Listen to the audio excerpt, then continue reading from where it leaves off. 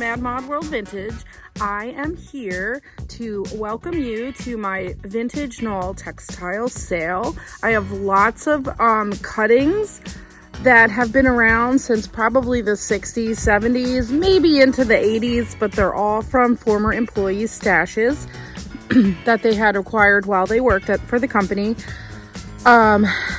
They're all really neat, and if you are looking to restore a vintage mid-century item, chair, ottomans, dining chair seats that you need to recover, some of these pieces are pretty awesome for that, and any other types of small projects that any of you crafters do.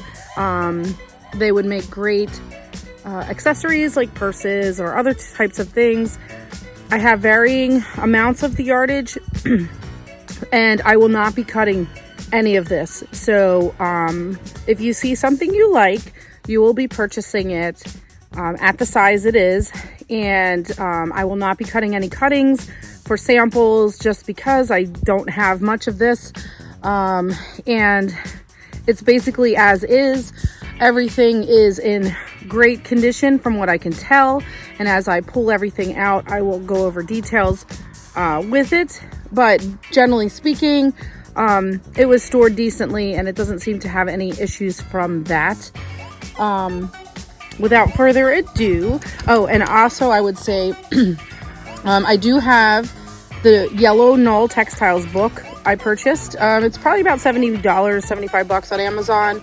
Well worth it. It's definitely not going to help you identify every fabric. So I don't have designers on all these fabrics just because it's not really readily available. But that book is amazing. It has some great history of the mills that were used to make some of this stuff, and other history that is really well documented in that book. So I do recommend it if you are into vintage textiles, especially Knoll. It's definitely worth the read, and I have identified a few pieces of this fabric with that book, which I will mention when I get